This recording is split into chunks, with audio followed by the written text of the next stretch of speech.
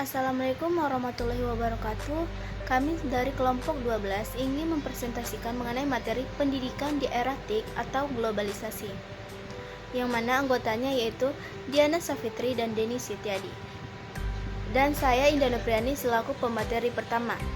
Langsung saja ke materi yang pertama, yaitu pengertian pendidikan di era TIK atau globalisasi. Pendidikan di era globalisasi adalah sebuah usaha meningkatkan integritas hidup, konsep hidup, ataupun nilai hidup di era kemajuan teknologi dan informasi. Pendidikan secara umum dalam usaha sadar dan terencana untuk mewujudkan suasana belajar dan proses pembelajaran untuk peserta didik agar secara aktif mengembangkan potensinya untuk memiliki kekuatan spiritual, keagamaan, pengendalian diri, kepribadian, kecerdasan, akhlak mulia, serta keterampilan yang diperlukan dirinya dalam masyarakat. Globalisasi adalah masa perkembangan dunia di mana manusia bergerak ke arah realitas peradaban yang signifikan terus-menerus, di mana manusia di seluruh dunia menjadi masyarakat tunggal yang global, dan apabila suatu masyarakat tidak mampu mengikuti perkembangan tersebut, maka ia akan tertinggal. Cukup sekian materi pertama, saya serahkan kepada Diana Savitri sebagai pemateri kedua. Assalamualaikum warahmatullahi wabarakatuh. Saya Diana Savitri dengan NIM 2133254 dari Prodi Pendidikan Tari. Di sini saya akan melanjutkan pembacaan materi tentang pendidikan di era TIK atau era globalisasi. Globalisasi adalah masa perkembangan dunia di mana manusia bergerak ke arah realitas peradaban yang signifikan terus-menerus, di mana manusia di seluruh dunia menjadi masyarakat tunggal yang global, dan apabila suatu masyarakat tidak mampu mengikuti perkembangan tersebut, maka ia akan tertinggal. Ciri-ciri globalisasi itu ada 8. Yang pertama, perubahan dalam konstantin ruang dan waktu. Yang kedua, globalisasi perlu didukung oleh kecepatan informasi.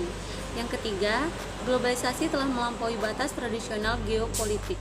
Yang keempat, pendidikan merupakan bagian dari globalisasi. Yang kelima, pasar dan produksi ekonomi di negara-negara yang berbeda menjadi saling bergantung. Yang keenam, peningkatan interaksi kultural melalui perkembangan media massal. Yang ketujuh, adanya saling ketergantungan antar negara. Dan yang kedelapan, meningkatnya masalah bersama. Teknologi informasi dan komunikasi adalah semua yang teknologi berhubungan dengan pengambilan, pengumpulan atau akuisisi, pengolahan, penyimpanan, penyebaran, dan penyajian informasi.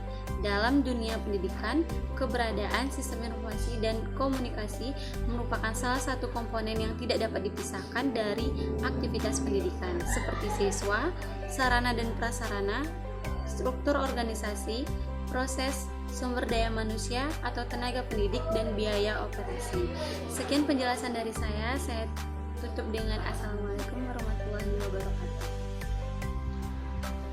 Baiklah, saya akan melanjutkan materi yang ketiga, yaitu peran-peran TIK dalam dunia pendidikan. Yang pertama yaitu TIK sebagai keterampilan atau skill dan kompetensi. Yang kedua yaitu TIK sebagai infrastruktur pendidikan. Yang ketiga yaitu TIK sebagai sumber bahan ajar. Yang keempat, TIK sebagai alat bantu dan fasilitas pendidikan. Yang kelima yaitu TIK sebagai pendukung manajemen pendidikan. Yang keenam yaitu TIK sebagai sistem pendukung keputusan.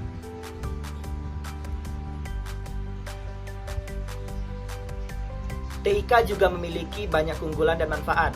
Namun terdapat pula kelemahan atau dampak negatif yang ditimbulkan dengan adanya TIK tersebut. Tapi semuanya mampu dicegah atau diatasi dengan berbagai cara pula. Untuk itu, kita harus memanfaatkan TIK yang ada secara optimal dengan cara yang benar, agar tercapai pekerjaan yang maksimal dengan tidak menyalahgunakannya untuk hal yang tidak bermanfaat. Baiklah, sekian hasil presentasi PPT kelompok 12. Saya pembaca materi terakhir. Kalau ada salah dan janggal, kami mohon maaf. Wabillahi taufiq wal hidayah. Assalamualaikum warahmatullahi wabarakatuh.